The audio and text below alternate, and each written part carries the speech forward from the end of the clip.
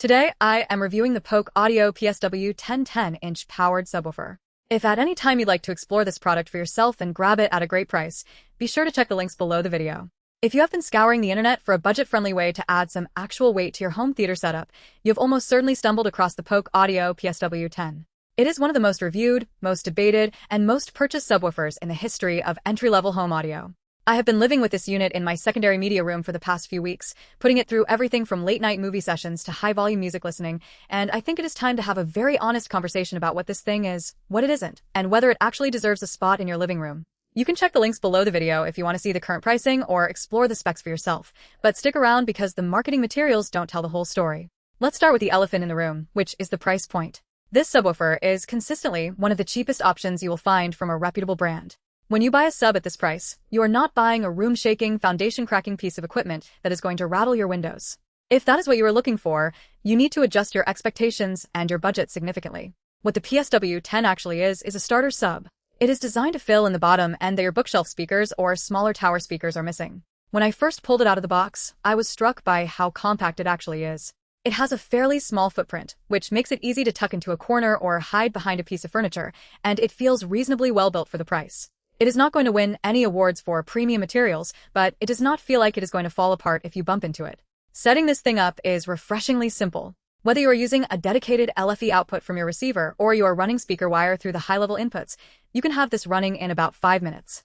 I spent a fair amount of time playing with the crossover settings and the phase toggle switch. That is something I really want to emphasize. You cannot just plug this in, shove it in a corner, and expect it to sound great. You have to dial it in. If you leave the crossover set too high, it starts to sound boomy and localized, meaning you can tell exactly where the sound is coming from, which is the opposite of what you want. I found that keeping the crossover on the lower end helped it blend much better with my front speakers. When it comes to the actual sound signature, the PSW10 is a bit of a mixed bag. On one hand, it does a perfectly fine job of adding depth to movies. When you are watching an action flick and there is a low-frequency rumble during an explosion or a car chase, this sub provides enough presence to make the scene feel more immersive than it would with just 2 bookshelf speakers. It adds a layer of fullness that is genuinely nice to have. However, the limitation of the 50-watt RMS amplifier becomes apparent fairly quickly when you start pushing the volume. If you are the type of person who likes to crank your system up to theater levels, you are going to run into distortion. It simply does not have the headroom to handle sustained, high-volume bass notes without sounding a bit strained or muddy. I noticed that the bass starts to lose its tightness when the volume gets past the halfway mark. It goes from being a precise, punchy addition to your soundstage to being a bit of a loose, wallowing rumble. If you're listening to music that is very bass-heavy, like electronic dance music or hip-hop, you might find that the sub struggles to keep up with the speed of the track. It can sound a little bit sluggish. But if you're listening to jazz, acoustic music, or even pop, where the bass is meant to provide a foundation rather than be the star of the show, it performs admirably. It is a workhorse for moderate volume levels, and for the vast majority of people who live in apartments or smaller homes where they can't blast their music anyway, this is actually a really sensible choice. One thing that really surprised me during my testing was the resonance control. Polk mentions their resonance-free driver materials, and while I wouldn't go that far, the enclosure itself is surprisingly stable. It doesn't rattle or buzz as much as some of the other generic, no-name subwoofers I have tested in the past. That is a testament to the fact that, even at a low price point, Polk knows how to design a cabinet that doesn't completely fall apart under its own pressure. The front-facing grille is also a nice touch for aesthetics. It gives it a clean, professional look that doesn't scream cheap audio equipment. You can pop that grille off if you prefer the look of the driver, but I found it looked better hidden away. Now, let's talk about who should absolutely avoid this product. If you have a large, open-concept living room with high ceilings, this subwoofer is going to disappear. It just doesn't have the air-moving capability to fill a large space. If you try to use it in a massive room, you'll be disappointed, and you will likely end up cranking the gain to the max, which will just lead to distortion and premature failure of the driver. This is a tool for small to mid-sized rooms. It is perfect for a bedroom setup, a dedicated home office, or a small den. If you are trying to power a massive home theater, you need to save your money and look at something with a 12-inch or 15-inch driver and a much more powerful amplifier. I also want to address the timbre-matched marketing claim. Polk says this is designed to work well with their Monitor and T-Series speakers. In my testing, I did find that it blended quite well with a pair of older Polk bookshelf speakers I had lying around. The transition from the speakers to the sub felt natural, and I didn't feel like there was a massive gap in the frequency response. If you already have a Polk bass system, buying this is a safe bet for maintaining a consistent sound profile. However, don't feel like you are forced to stick with the brand. A subwoofer is a subwoofer, and the physics of sound don't change just because the logos on the boxes match. It will work with any speakers, but there is some convenience in the crossover and tonal balance if you're already in the Polk ecosystem. There are some minor annoyances I should mention. The power cable is a bit short, which limited my placement options slightly. I ended up needing an extension cord to get it exactly where I wanted it for the best bass response.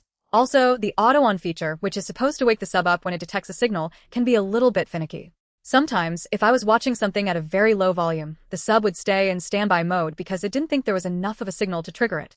I eventually just started leaving it on manually, though that does mean you have to remember to turn it off if you don't want it drawing power. It is not a deal breaker, but it is one of those little real-world inconveniences that you don't think about until you are actually using it every day. Value-wise, it is hard to argue with the PSW10. When you look at what else is available for the same amount of money, you are usually looking at brands that have questionable quality control or non-existent customer support. With Polk, you are getting a brand that has been around for decades, and that counts for something. If you buy this and it arrives with a defect, you have a much better chance of getting it resolved than if you bought a generic knockoff. That peace of mind is part of what you are paying for, even at this entry-level price. You can check the links below the video to see if there are any current sales or bundles, but even at its standard retail price, it is a very competitive piece of hardware. I keep coming back to the idea of expectations. If you are an audiophile with a $10,000 setup, you are not even looking at this video. But if you're someone who just bought your first pair of decent bookshelf speakers and realized that your music sounds a little thin, this is the logical next step. It provides that missing bottom end without requiring you to take out a loan.